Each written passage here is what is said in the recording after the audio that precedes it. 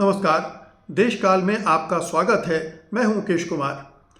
दोस्तों, हिंदू साधु संतों और जो संघ परिवार के नेता हैं या बीजेपी के नेता हैं, उनके बीच एक अजीब किस्म का युद्ध चल रहा है, जंग चल रही है। शंकराचार्य अविमुक्तेश्वरानंद के खिलाफ एक मुहिम सी छिड़ी हुई थी। बीजेपी से जुड़े साधु संतों ने, नेताओं ने, योगी आदित्यनाथ इसके केंद्र में थे। वो जिस तरह से हमले कर रहे थे शंकराचार्य पर, और बल्कि यूँ कहिए कि शंकराचार्य जो माघ मेला में प्रयागराज में स्नान करने गए थे, उनका स्नान ही उन्होंने संभव नहीं होने दिया। उनके शंकराचार्य होने पर ही उन्होंने सवालिया निशान लगा दिया।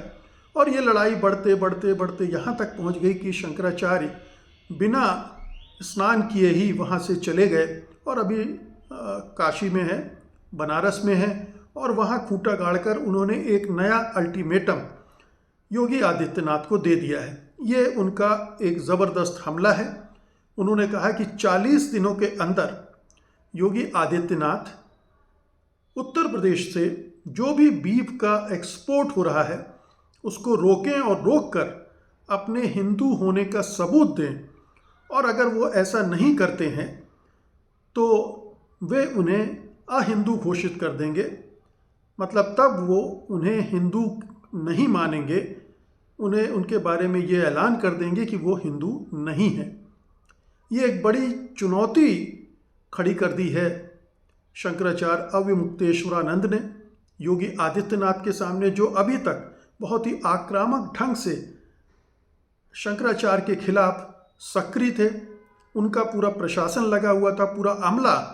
जिस तरह से प्रयागराज में शंकराचार्य पर हमले किए गए, उनके शिष्यों पर, उनके समर्थकों पर हमले किए गए और उन्हें अपमानित करने की हर दिन कोशिश होती रही। तमाम तरह के नोटिस उनको भेजे गए, तमाम तरह की पूछताछ उनसे की गई। तो लगातार वहाँ योगी सरकार द्वारा उनका अपमान किया जाता रहा और ये पूरा देश देख रहा था। शंकराचार्य अविमुक्तेश्वरानंद की जो शंकराचार्य की पदवी है उसको लेकर सवाल खड़े किए गए, और इसमें योगी आदित्यनाथ ने ऐसे बहुत सारे साधु संतों को भी उनके खिलाफ खड़ा किया, उनके खिलाफ बयान दिलवाए गए, और इस तरह से माहौल बनाया गया कि शंकराचार्य बनाम दूसरे साधु संत हो गए। हालांकि जो कई और शंकराचार्य हैं वो अविमुक्तेश्वरानंद के साथ आ गए, उनका समर्थन में उन्होंने बयान दिए और योगी आदित्यनाथ को उन्होंने धिक्कारा भी। तो ये एक लड़ाई हिंदू धर्म के साधु संतों के बीच हो रही थी, क्योंकि आदित्यनाथ भी अपने आप को योगी मानते हैं, गोरखपुर मठ के वो मठाधीश हैं, और अपने को साधु मानने का हक उनको भी बनता है। लेकिन वो किस तरह के साधु हैं हम जानते हैं। जो साधु सत्ता में आ जाए वो साधु कहाँ का रहा। जो राग द्वेष से लिप्त हो, जो नफरत हर दिन उगलता हो, वो साधु कैसा। तो उनके साधुत्व पर हम आज चर्चा नहीं कर रहे हैं। लेकिन जो चुनौती शंकराचार्य अविमुक्तेश्वरानंद ने फेंक दी है उसमें योगी आदित्यनाथ बुरी तरह से फंस गए। आपकी जानकारी के लिए बता दें कि उत्तर प्रदेश में इतने कसाई खाने हैं कि पूरे भारत के 40 से 50% जो बीफ एक्सपोर्ट होता है वो उत्तर प्रदेश से होता है। हालांकि देश से जो गाय का मांस है वो एक्सपोर्ट करने की इजाज़त नहीं है, उस पर प्रतिबंध लगा हुआ है। लेकिन बहुत सारे लोग मानते हैं कि दबे छुपे इन कसाई खानों से, इन एबेटॉयर से जो मीट तैयार होता है, भेजा जाता है, उनमें गौ का मांस भी होता है। और ये सरकार की सहमति से हो रहा है, न केवल राज्य सरकार की बल्कि केंद्र सरकार की भी सहमति से या खामोशी से। जो भी वजह है, वजह और भी हैं, उसकी भी चर्चा करेंगे हम, कि ये हो रहा है। और सरकार इस बात पर खुशी भी जाहिर करती है, गर्व भी जाहिर करती है कि मीट के एक्सपोर्ट में लगातार बढ़ोतरी हो रही है। तो एक तरफ हिंदुओं का एक बड़ा वर्ग देश में शाकाहार का प्रचार कर रहा है और विभिन्न मौक़ों पर जो कसाईयों की दुकानें होती हैं उनको बंद करने के लिए अभियान चलाता है, मारपीट करता है, हिंसा करता है। गौ मांस को लेकर मॉब लिंचिंग करता है। गौ रक्षा के नाम पर बहुत सारे गुंडे रक्षक दल बन गए हैं जो जगह जगह हमले करते हैं। गौ रक्षा के नाम पर हत्याएं कर चुके हैं। उनको उन राज्य सरकारों के द्वारा संरक्षण मिलता है। तो एक हिंसक ग्रुप या हिंसा फैलाने वाले बहुत सारे दल इकट्ठे हो गए हैं देश भर में, जो इस तरह की हरकतों में संलग्न हैं और उन्हें संरक्षण प्राप्त है सरकारों का, प्रशासन का। तो एक तरफ तो बीजेपी और संघ परिवार दिखावा करता है कि वो गौ मांस का विरोधी है, गौ हत्या का विरोधी है, और इसलिए वो इन तमाम, जिन्हें कहना चाहिए कि हुड़दंगी या मैं तो कहूँगा हिंदू आतंकवादी, वो उनको संरक्षण दे रहा है, सिर्फ ये बताते हुए कि हम तो गौ रक्षक हैं। लेकिन दूसरी तरफ आप देखिए कि जो बीफ का मांस एक्सपोर्ट करती हैं, और बहुत सारे ऐसे प्लांट्स भी हैं जहाँ पर मीट की प्रोसेसिंग होती है। भारत में कुल 76 ऐसे प्लांट हैं जहाँ पर बीफ का निर्यात का काम होता है, अबटायर हैं, और उनमें मीट की प्रोसेसिंग भी होती है। 76 में से 42 उत्तर प्रदेश में। और जाहिर है कि अगर इस पैमाने पर यहाँ से बीफ का एक्सपोर्ट होता है तो फिर ये भी तय है कि इससे राज्य सरकार को बहुत आय भी होती होगी निर्यात से, और वो उसका बजट में इस्तेमाल भी करती होगी। तो कहीं ऐसा तो नहीं कि बीफ एक्सपोर्ट से जो आय होती है उसका लाभ उठाने के लिए योगी सरकार अपना मुंह बंद रखती है। एक तो ये वजह हुई। दूसरी वजह यह है कि जो एक धारणा बना दी गई है कि ये जितने भी अबटायर हैं, जो जहाँ पर बीफ का मांस तैयार होता है, वो सब उसके मालिक जो हैं वो मुस्लिम होंगे। लेकिन ये बार बार बात सिद्ध हो चुकी है कि ज़्यादातर ऐसे जो कसाई खाने हैं उनमें उनके मालिक हिंदू हैं। मुस्लिम मालिकों वाले कसाई खाने बहुत कम हैं। अगर उत्तर प्रदेश के कुछ मैं नाम गिनाऊं तो जो बरेली में एक अल कबीर एक्सपोर्ट्स प्राइवेट लिमिटेड है, इसके मालिक हैं सतीश और अतुल सबरवाल, हिंदू हैं। फिर दिल्ली बेस्ड है लेकिन यूपी में स्लॉटर हाउस है, अल नूर एक्सपोर्ट्स प्राइवेट लिमिटेड, मालिक हैं सुनील सूद, हिंदू हैं। फिर उन्नाव में एक है AOB एक्सपोर्ट्स प्राइवेट लिमिटेड, इसके मालिक OP अरोड़ा हैं, हिंदू हैं। फिर standard frozen foods export private limited, ये भी उन्नाव में है, इसके मालिक कमल वर्मा हैं, वो भी हिंदू हैं। फिर अल अली एक्सपोर्ट्स साहिबाबाद में है और अल शिफा फ्रोज़न फूड्स खुर्जा में है। जमजम फ्रोज़न फूड्स रामपुर में है। इनमें से अधिकांश के मालिक जो हैं हिंदू हैं। और एक है Frigorifico Conserva Allana private limited, Aligarh, Allana group का है, और इसमें हिंदू और मुस्लिम दोनों मिलकर इसको चलाते हैं, दोनों का योगदान है इसमें। तो आप देखिए कि इतने बड़े पैमाने पर हिंदू गौ मांस या गौ को छोड़ भी दें, बीफ में बफेलो, भेड़, बकरी, इन सब को शामिल कर लिया जाता है, लेकिन ये माना जाता है कि इसमें गायों का मांस भी शामिल है। अब ये संदेहास्पद भी है, विवादास्पद भी है, इसलिए इसको यकीन से नहीं कह रहे हैं, लेकिन ये बीफ का एक्सपोर्ट इस पैमाने पर हो रहा है जैसा मैंने कहा। और इसमें ज़्यादातर, और देखिए गौर करने वाली बात है, नाम जो हैं वो ऐसे रखे गए हैं जिससे ये लगे कि ये मुस्लिम चला रहे हैं। अल कबीर, अल नूर, स्टैंडर्ड फ्रोज़न फूड्स लिमिटेड, अल अली एक्सपोर्ट्स, अल शिफा फ्रोज़न फूड्स, जमजम फ्रोज़न फूड्स, ये तमाम नाम इस तरह के रखे गए हैं ताकि किसी को ये ना पता चले कि ये हिंदू चला रहे हैं।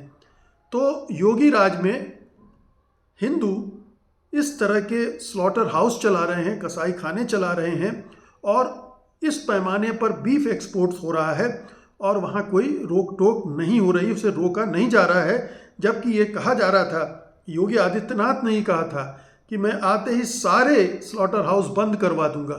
अभी तक किसी भी स्लॉटर हाउस के बंद होने की कोई खबर नहीं है।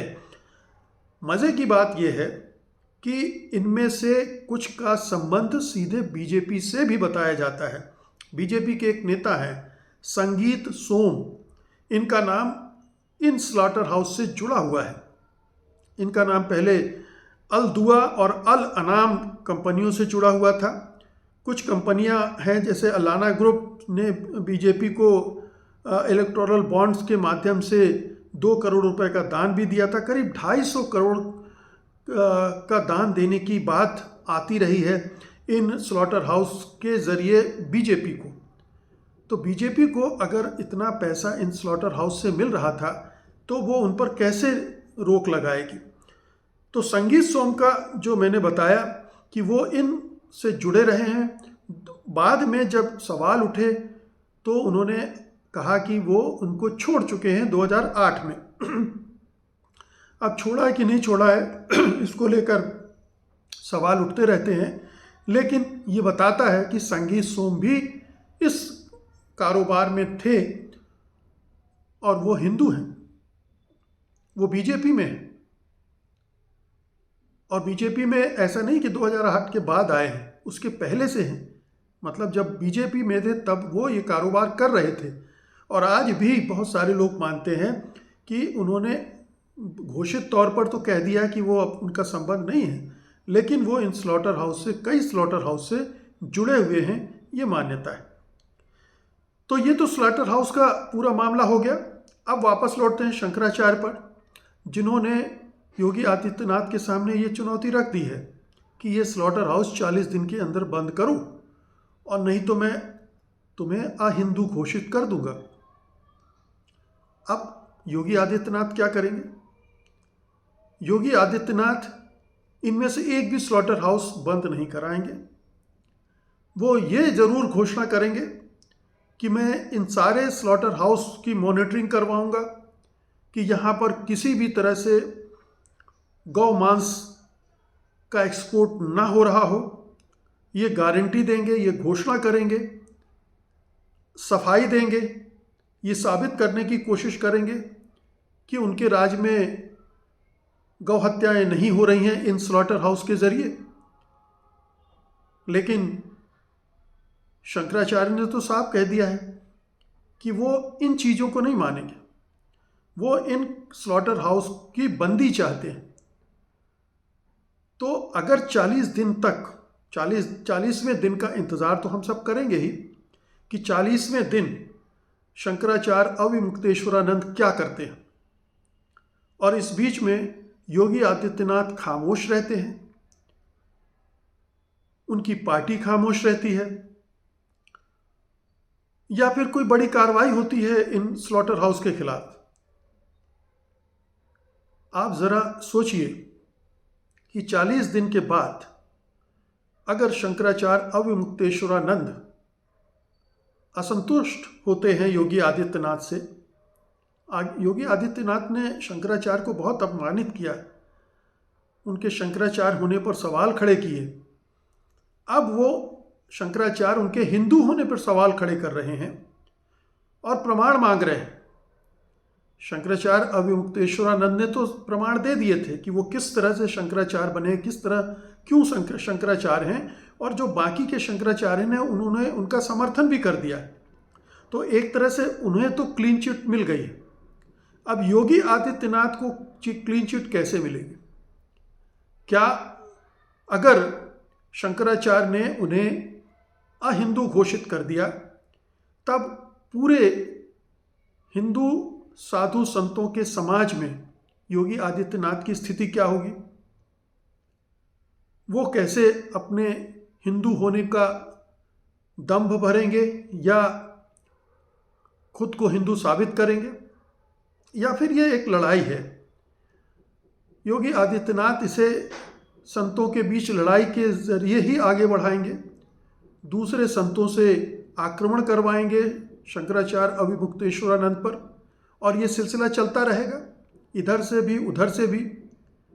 अभी तक शंकराचार्य अविमुक्तेश्वरानंद ने जिस तरह का हौसला दिखाया है, जिस तरह वो बेखौफ हैं और जिस तरह से उनके पास तमाम तरह के गोला बारूद हैं योगी आदित्यनाथ और उनकी सरकार से लड़ने के, और यहाँ तक कि बीजेपी और संघ परिवार से भी लड़ने के, वो मामूली नहीं हैं।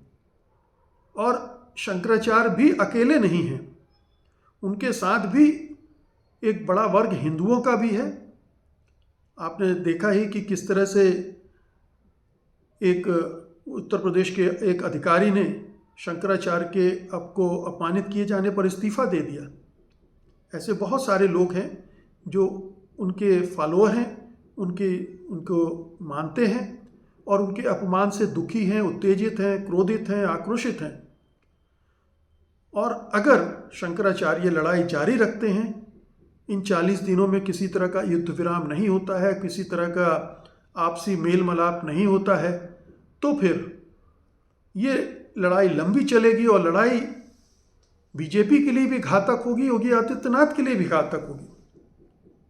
हालांकि ये भी कहा जा रहा है कि योगी आदित्यनाथ को इस तरह से फंसते हुए देखकर अमित शाह खुश हो रहे होंगे, क्योंकि वो तो यही चाहते हैं कि अमित शाह की योगी आदित्यनाथ की जो छवि है वो ध्वस्त हो जाए, वो जो साधु वाला चूंगा पहन रखे हैं वो तार तार हो जाए। और इस कोशिश में, इस साजिश में या इस राजनीतिक खेल में वो योगी को मात भी दे रहे हैं और उसमें शंकराचार्य से उन्हें मदद भी मिल रही है। तो ये दिलचस्प लड़ाई है, राजनीति भी है इसमें और धर्म भी है और अधर्म भी है, ये साफ साफ दिख रहा है। बहुत बहुत शुक्रिया आपका, धन्यवाद, नमस्कार।